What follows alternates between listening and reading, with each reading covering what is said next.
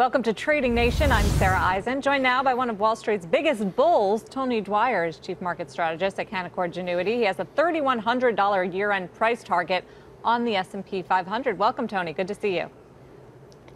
Thanks for having me, Sarah. So how bullish are you feeling? The old adage, sell in May, go away? No truth to that one? Well, it's funny. There is truth to it in that it depends. I wouldn't say sell in May and go away. I would say that May is seasonally a weaker period than the other points.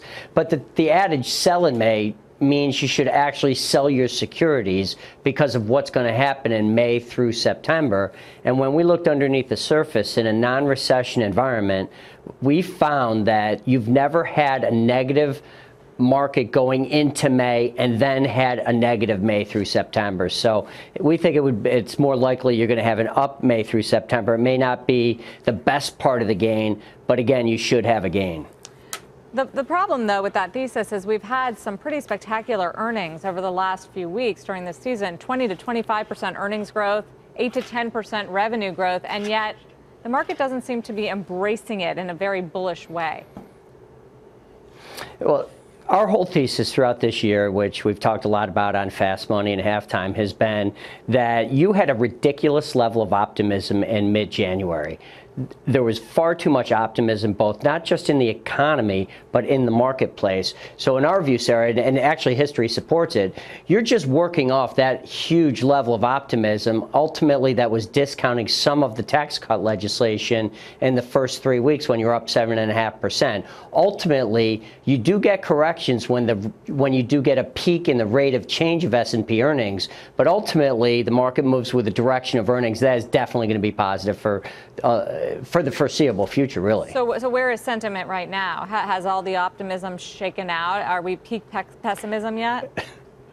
It's hysterical. So you don't go from being uber bullish to uber bearish. You typically go into correction mode. So before you start a correction, if you remember in January, everybody loves, to say corrections are to be considered natural, normal, and healthy when you're going up. And they don't feel so natural, normal, and healthy when you get them. And we're kind of in that mode. So you took over 60% bulls in Investors Intelligence newsletter writers. That's now into the mid-40s. And where did they go? They didn't go into the bear camp. They went into the correction camp. So you're really working off the excessive optimism, which is what you want to see when you still have a positive fundamental backdrop. And we have that given the slope of the yield curve still being positive and the fundamental backdrop of earnings still directionally higher.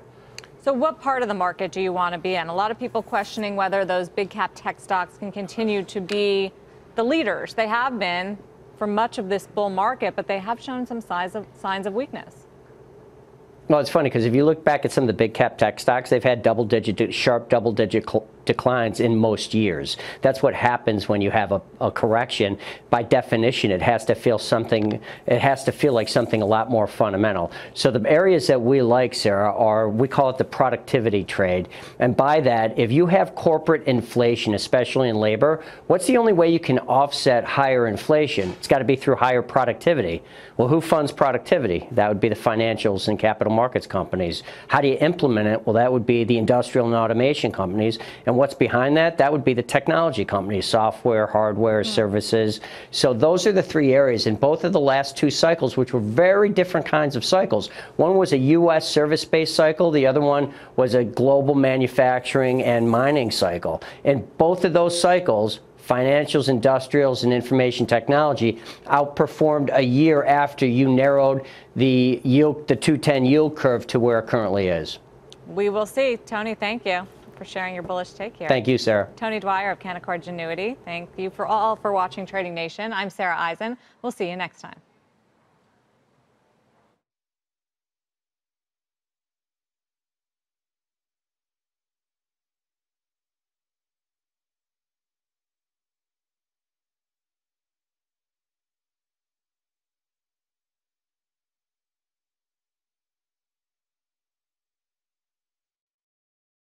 Hey there, thanks for checking out CNBC on YouTube. Be sure to subscribe to stay up to date on all of the day's biggest stories. You can also click on any of the videos around me to watch the latest from CNBC.